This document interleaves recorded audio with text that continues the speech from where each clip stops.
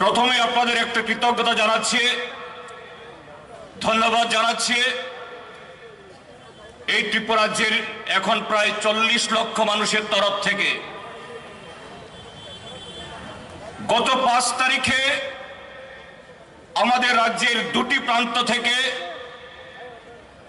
এই রাজ্যের শাসক দল তারা জনবিশ্বাস যাত্রার নামে ত্রিপুরা রাজ্যের মানুষের সামনে আরেক প্রস্ত নাটক করার জন্য যে কর্মসূচির সূচনা করেছিল, প্রকৃতিও এটাকে পছন্দ করেনি।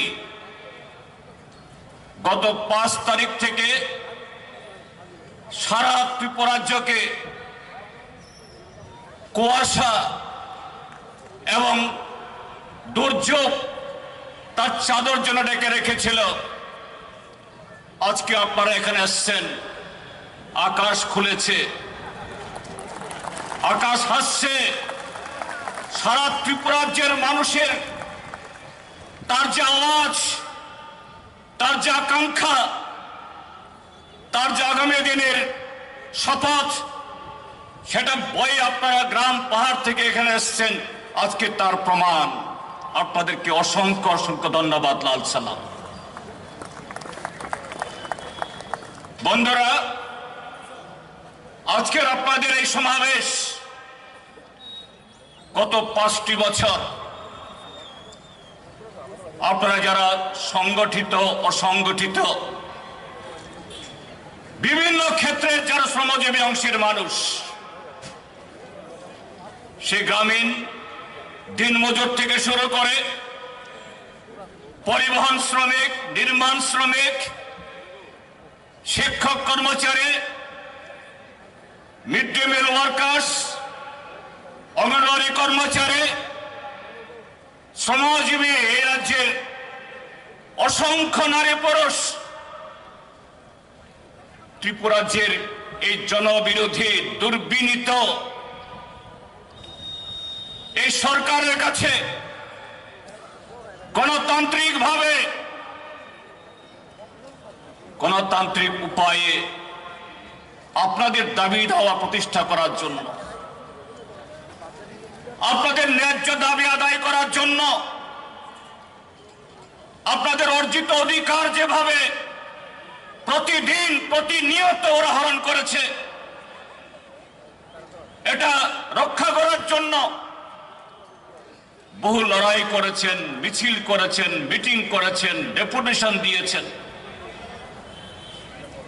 এই সরকার কর্ণপাত করেনি। আজকে এই সমাবেশ নিশ্চয়ই সেই ডেপুটেশনের জন্য না, কারণ এই সরকার বুবা, কালা, অন্ধ, জনগণের শ্রমজীবী মানুষের কণ্ঠস্বর শোনার ক্ষমতা তাদের নেই, ইচ্ছে তাদের নেই। তাদের রাজনীতি, তাদের কর্মসূচি কিভাবে শ্রমজীবী জনগণ সহ ত্রিপুরা রাজ্যের সব অংশের মানুষের অধিকার কেড়ে নিয়ে মুষ্টিমেয় মানুষের তার কাছে সম্পদ কুক্ষিগত করা যায়। আজকে আমরা সারা দেশ দেখছি যে সবকা সাথ, সবকা বিকাশ, সবকা বিশ্বাসের নামে আজকের এই ভারতবর্ষের সমস্ত সম্পদ কুক্ষিগত হচ্ছে আদানিদের কাছে, আম্বানিদের কাছে। দেশের জনগণের ট্যাক্সের লক্ষ লক্ষ কোটি টাকা চুরি করে যারা দেশ থেকে পালিয়ে যায় তাদের কাছে সঁপে দেওয়ার জন্য সেই দলের সরকার এই ত্রিপুরা রাজ্যের মধ্যে সেই 2018 ইংরাজির বিধানসভা নির্বাচনে যত ভালো কথাই বলো, যত মিষ্টি কথাই বলো, আবার নতুন করে সেই শব্দগুলো পরিবর্তন করে যতই তারা নতুন আশ্বাস বিশ্বাস দেয়, এটা ত্রিপুরাজ্যের জনগণের স্বার্থে হতে পারে না। যেমন তাদের সেই আশ্বাসন, তাদের সেই প্রতিশ্রুতি নরেন্দ্র মোদী থেকে শুরু করে দেশের সমস্ত রাজ্যে প্রধানমন্ত্রী থেকে শুরু করে রাজ্যের মুখ্যমন্ত্রী যা দিয়েছেন, এগুলি সব জুমলা। এই ত্রিপুরাজ্যের মধ্যেও আজকে প্রতিটি অংশের মানুষ আমি লক্ষ্য করছি। এখানে আমার আগের বক্তারা বলেছেন কিভাবে নির্মাণ শ্রমিক, পরিবহন শ্রমিক, চুক্তিবদ্ধ কর্মচারী, স্কিম ওয়ার্কার্স, এদের শুধু বঞ্চিত করা না, কর্মক্ষেত্রে প্রতিদিন প্রতিনিয়ত এদেরকে লাঞ্ছিত করা হয়েছে, লাঞ্ছিত করা হচ্ছে। বন্ধুরা, এই লাঞ্ছিত, অবহেলিত, বঞ্চিত অংশ জনগণের মধ্যে আপনারা এখানে এই রাজ্যের মধ্যে সবচেয়ে বেশি যারা অবহেলিত হয়েছে, লাঞ্ছিত হয়েছে, প্রতারিত হয়েছে, তারা হলো এই রাজ্যের যৌবন, আমাদের দেশের ভবিষ্যৎ। তাদেরকে আশ্বাস শোনানো হয়েছিল যদি বিজেপি আইপিএফটি জোট সরকার কায়েম হয়, প্রথম বছরই 50,000 চাকরি দেওয়া হবে, পরবর্তী 4 বছরে আরো 6.5 লাখ 7 লাখ যুবককে মিস কলের মধ্য দিয়ে চাকরি দেওয়া হবে। আজকে তারা কি পাচ্ছেন? গতকাল সকালেও, পরশুদিনও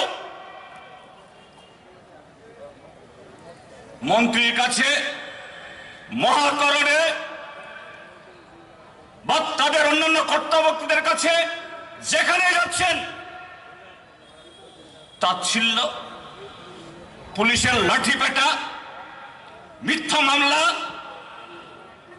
আজকে জেআরবিটি, টিআরবিটি, ট্যাট, নার্সিং পাশ করা যুবক যুবতী থেকে শুরু করে আরো বিভিন্ন ক্ষেত্রেতে এই রাজ্যের হাজার হাজার যুবক যুবতী শূন্যপদ থাকা সত্ত্বেও যাদেরকে বারে বারে ললিপপ দেখানো হচ্ছে, কেউ সেই ন্যায় বিচার পাচ্ছে না। এই রাজ্যের শিক্ষক কর্মচারীরা, তাদেরকে কত মিষ্টি আশ্বাস শোনানো হয়েছিল। সপ্তম বেতন কমিশন, এবং সেই সপ্তম বেতন কমিশনের তাদের ব্যাখ্যা কি ছিল? 2018 ইংরাজির সেই ফেব্রুয়ারি মাসে, অর্থাৎ ভোটের মাসে, সেদিন তারা যত টাকা বেতন পেতেন কমসে কম তার দ্বিগুণ থেকে আড়াই গুণ, সাথে 4 বছর আগে থেকে বকেয়া এরিয়ার এবং জিনিসপত্রের দাম বাড়ার সাথে সাথে এদের জন্য মহার্ঘ ভাতা দিয়ে গত 5 বছর আমরা কি দেখেছি? আর এই প্রতিশ্রুতি কে দিয়েছিল? ডাক্তার মানিক সাহা, বিপ্লব কুমার দেবনাথ, তাদেরকে সেদিন কেউ চিনত না। এদেশের স্বয়ং প্রধানমন্ত্রী অসুস্থ অর্থমন্ত্রীকে ডাবল ইঞ্জেকশন পুশ করে নিয়ে এসে এইমস থেকে এনে রবীন্দ্র শতবার্ষিকী ভবনে এদের মুখ দিয়ে বলানো হয়েছিল। গত 58 মাসে কি পেয়েছিল? 5 বছরে সাকল্যে 20% দিয়ে দিয়ে এদেরকে বলছেন রেকর্ড হয়ে গেছে, রেকর্ড দিয়ে দিয়ে দিয়েছেন। ত্রিপুরা যে বামপন্থী ফ্রন্ট সরকার প্রতি 6 মাস অন্তর বছরে 2 বার দিয়ে দিয়েছে। বিগত বামপন্থী ফ্রন্ট সরকারের কোন একটা 5 বছরে কমসে কম 30% থেকে 51% বৃদ্ধি দিয়ে দিয়েছে। 51% এটা রেকর্ড নয়, রেকর্ড হলো 20%। কি ভাবছেন তারা ত্রিপুরাজ্যের জনগণকে? কি ভাবছেন তারা ত্রিপুরাজ্যের শিক্ষক কর্মচারীকে? পুলিশ টিএসআর কে, ত্রিপুরাজ্যের কয়েক ব্যাটালিয়ন টিএসআর যারা উগ্রপন্থীদের বিরুদ্ধে লড়াই করে জীবনের ঝুঁকি নিয়ে আত্মবলিদান দিয়ে এই ত্রিপুরাজ্যকে যারা সন্ত্রাস মুক্ত করেছে, উগ্রবাদী মুক্ত করেছে, এদেরকে চালান দিয়ে দিয়েছে ওই ছত্তিশগড়ের কয়লা খাদানে। কত মানুষ হতে পারে? এই হলো সরকার। এ রাজ্যের শুধু শিক্ষক, কর্মচারী, যুবক যুবতীরা না, গ্রামীণ অংশের মানুষ, এদের শোনানো হয়েছিল 200 দিন রেগার কাজ, 2APO দ্বিগুণ কাজ, দ্বিগুণ মজুরি। আজকে তার অবস্থা কি? সারা দেশের মধ্যে সর্বনিম্ন ঘর হারে এই ত্রিপুরাজ্যের এই যারা রেগার কাজ করে, 2APO কাজ করে তারা পাচ্ছে। এদের জন্য কিছু নেই, মজুরি বাড়েনি, পাওয়া যায় না। এই ঘটনাগুলি সেখানে করছে। কাজী বন্ধুরা, শাসক দল তারা বুঝতে পারছে 2018-তে ডাবল ইঞ্জিনের খোয়াব দেখিয়ে ওই দিল্লি সরকার, কেন্দ্রীয় সরকার তার পোস্টার দেখিয়ে দিল্লির লোকজন নিয়ে এসে মানুষের সামনে লম্বা লম্বা প্রতিশ্রুতি দিয়ে ত্রিপুরাজ্যের মানুষ আজকে বুঝছেন আগামী নির্বাচনে তার উচিত জবাব দেওয়ার জন্য প্রতি ঘরে ঘরে আজকে প্রস্তুতি নিচ্ছে। কাজে কিভাবে আগামী দিন আবার সে মানুষগুলোকে প্রতারিত করা যায়, কিভাবে আবার বৈতরণী পার করা যায়। তারা রিপোর্ট কার্ড বের করছেন, সেই রিপোর্ট কার্ডে 2018 সে প্রতিশ্রুতির একটা শব্দ নাই, একটা বিন্দু সেখানে নাই। যদি সরকার কাজ করে থাকে, সেই নৈতিকতা থাকে, জনগণের সামনে দাঁড়াবার, কথা বলার সে মুরুখ থাকে, উন্নয়ন যাত্রা করে দেখাক না। উন্নয়নের মিছিল, উন্নয়নের সভা, এটা করে দেখাক না। কি সভা করছেন? জনবিশ্বাস যাত্রা। 5টি বছর জনগণের বিরুদ্ধে বিশ্বাসঘাতকতা করে আজকে জনগণের প্রতি আস্থা নেই। ত্রিপুরাজ্যের জনগণেরও এই সরকারের বিন্দু মাত্র তাদের বিশ্বাস নেই। কাজেই জনবিশ্বাস যাত্রা, আসলে এটা জন অবিশ্বাস যাত্রা। এটা করে পার পাবে? তারা ভেবেছে গত 5টি বছর যতগুলো নির্বাচন হয়েছে, রিগিং করে, ভোট ক্যাপচার করে, বিরোধী দলের রাজনৈতিক দলের প্রার্থীদেরকে নমিনেশন পেপার কিনতে না দিয়ে রিটার্নিং অফিসারের অফিস ঘেরাও করে দিন দুপুরে ওই উপনির্বাচনে যে ভোট করেছিল, পুলিশের উপরতলার নপুংসক কিছু অফিসারদের সাথে হাত করে 2023 সালেও বা এই আগামী নির্বাচনে তারা পার পেয়ে যাবেন। ত্রিপুরাজ্যের মানুষ সেই সুযোগ দেবে না। তৈরি হচ্ছে সর্বত্র। কাজে বন্ধুরা, আপনাদের আবেদন থাকবে আপনাদের কাছে, আজকে যেরকম ভাবে এসছেন আপনারা, গাড়ি বন্ধ করে দিয়েছে। গত 2 দিন 3 দিন ধরে নানা এলাকাতে হুমকি জারি করা হয়েছে। মিছিলে যাওয়া যাবে না, জনসভায় যাওয়া যাবে না। তারপরও মাঠ ভর্তি করে আপনারা এসছেন।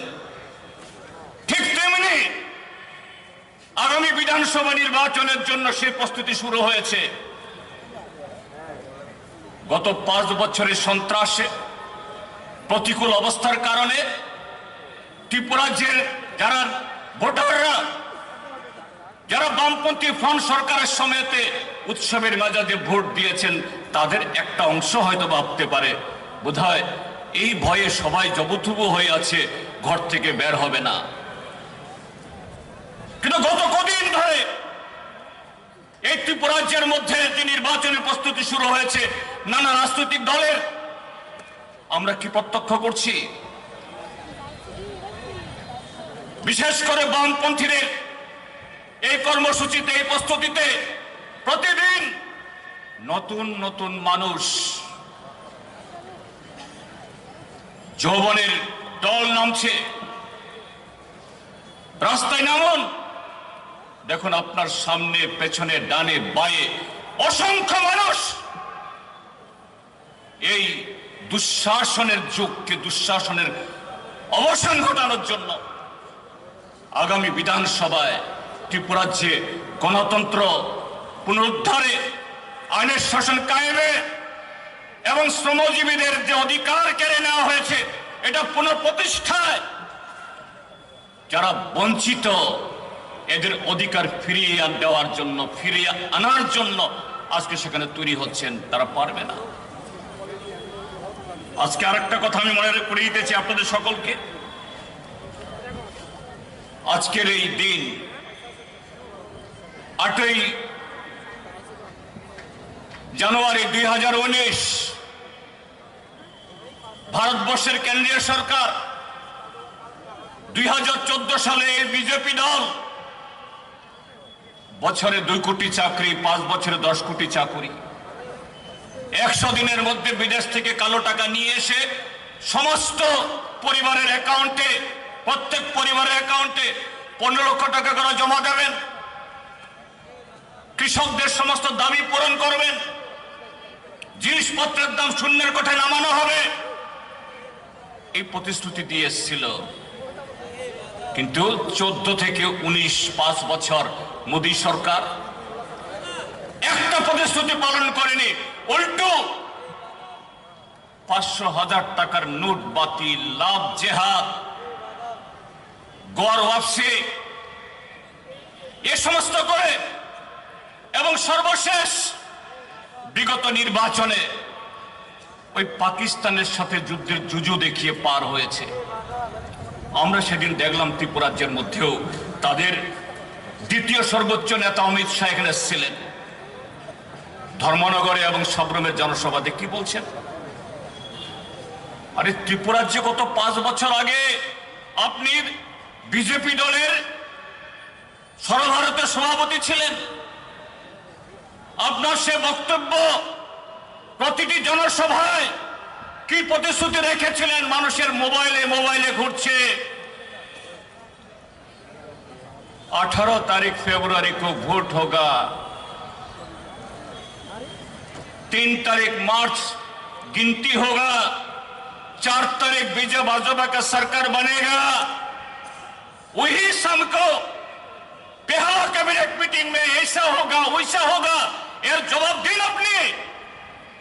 তিনি এটা না দিয়ে বলছেন ওই সাবরুমের জনসভাতে কাশ্মীর কি পাকিস্তানে যাবে না ভারতবর্ষে থাকবে? কেন কাশ্মীর পাকিস্তানে যাবে? সেখানে গিয়ে বলছেন আর্টিকেল 370 সংবিধানের 370 ধারা এটাকে বাতিল করা ঠিক না বেঠিক? সেখানে গিয়ে বলছেন আগামী 2024 তারিখে, এই 24 সালের অমুক তারিখে রাম মন্দির উদ্বোধন হবে, আপনারা সবাই টিকিট কাটুন।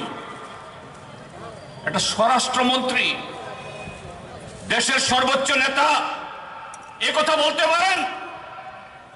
কতটুকু দেউলিয়া হলে, তাদের দলের অপদার্থতা, জনবিরোধিতা করতে গিয়ে জনবিচ্ছিন্ন হলে এই কথাটা তারা বলতে পারেন। আজকের এই 8 তারিখে আরেকটা ঘটনা করিয়েছি সরকার, সেটা হলো নাগরিক সংশোধনী আইন, সিএএ, সিটিজেন্স অ্যামেন্ডমেন্ট অ্যাক্ট আনতে গিয়ে আজকের এই দিনে এই জিরানিয়া মহকুমার মাধব বাড়িতে শান্তিপূর্ণভাবে কিছু যুবক সেদিন রাস্তায় নেমেছিলেন, এই আইন বাতিল করো, এই আইন রদ করো। এই সরকার সেখানে নির্মমভাবে গুলি চালিয়ে বেশ কিছু যুবককে গুরুতর আহত করেছে। আজকেও তারা বিচার পায়নি।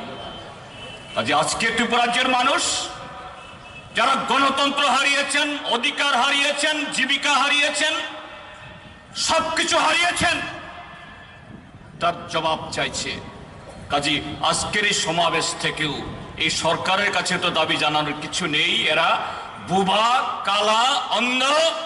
এখান থেকে শপথ নিয়ে যান, আগামী ভোট যেদিনে ঘোষণা হোক নির্বাচন কমিশন, এরা ইঙ্গিত দিয়েছে ফেব্রুয়ারির মাঝামাঝিতে হবে। এই সরকারকে বিদায় করার মধ্য দিয়ে শ্রমজীবীদের অধিকার, তার জীবিকা, তার সম্মান, এ রাজ্যের যুবকদের ভবিষ্যৎকে সুনিশ্চিত করা, এ রাজ্যে আজকে সংবিধান, গণতন্ত্র কাজ করছে না, এটাকে ফিরিয়ে আনা, সেই শপথ নিয়ে ঘরে ফিরবেন। এই আহ্বান রেখে আবারও আপনাদের সকলকে অভিনন্দন, নমস্কার, খুলুমখা এবং আদাব জানিয়ে